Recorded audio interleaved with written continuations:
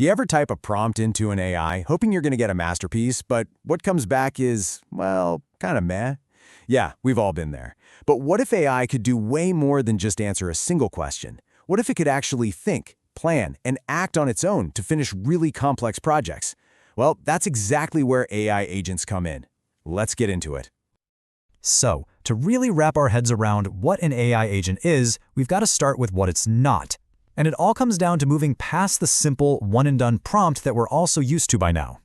And this right here, this visual shows you the core difference. On the left, that's the standard AI interaction. You put something in, you get something out.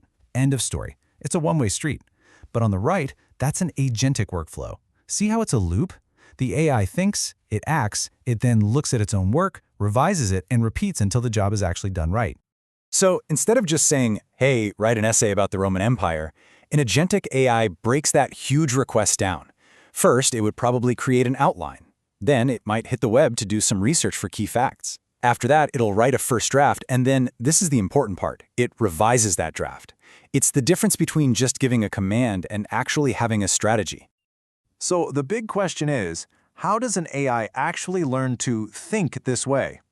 Well, according to AI leader Andrew Ng, it really all boils down to 4 key design patterns. You can think of these as the fundamental building blocks that make an AI truly agentic. First up, we've got reflection. This is basically self-critique for an AI. It's the AI's ability to be its own toughest critic. Imagine you ask it to write some code. With reflection, you can then tell it, okay, now check that same code for any errors or ways to make it more efficient. It's essentially looking over its own shoulder to find and fix its own mistakes. Next is tool use. And honestly, this is a total game changer. This is all about giving the AI access to the real world. For instance, an agent with a web search tool can go out and browse actual, up-to-the-minute product reviews. Or it could fire up a code interpreter to get a complex math problem right. This just massively expands what an AI is capable of. And all of that leads us right here to planning and reasoning. This is the point where the AI starts to feel genuinely smart. You give it a big, complex goal, and it figures out the step-by-step plan to get there. It decides which tools it needs for each step. It's not just following your instructions anymore, it's creating its own. And finally, we have multi-agent systems. I mean, why have one AI do everything when you can have a whole team of specialists? Just like a human team, you could have one agent that's amazing at research, another that's a brilliant writer, and a third that's an expert editor, and have them all collaborate on a single project.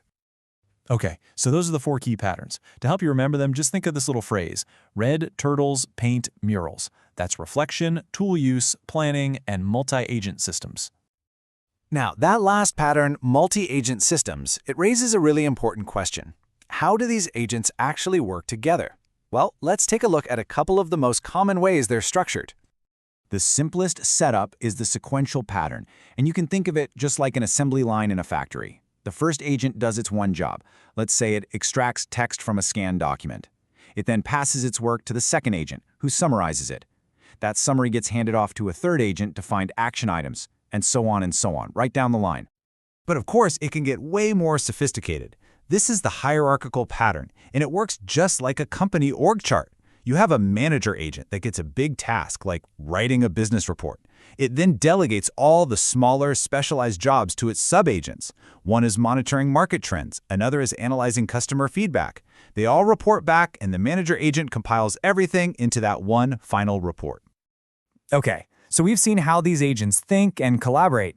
Now let's talk about the future. Because this big shift to agent-first software, it's really going to affect everyone.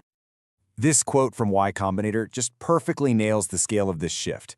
For every software-as-a-service company, there will be a corresponding AI agent company. Just let that sink in for a second. That's not a small tweak. That's a prediction that could reshape the entire tech industry. So what does that actually mean? Well, think about the software you use every single day. Adobe for design, Salesforce for sales, Shopify for e-commerce. Now imagine an AI agent that can do all of that. But instead of you clicking through 100 menus, you just describe the final outcome you want, and the agent does all the tedious work for you. And look, this isn't just about big companies. It's about our daily lives. As this technology gets better and better, the tools we use every day are going to change. And that brings us to the final question I want to leave you with. Which app on your phone do you think an AI agent will replace first?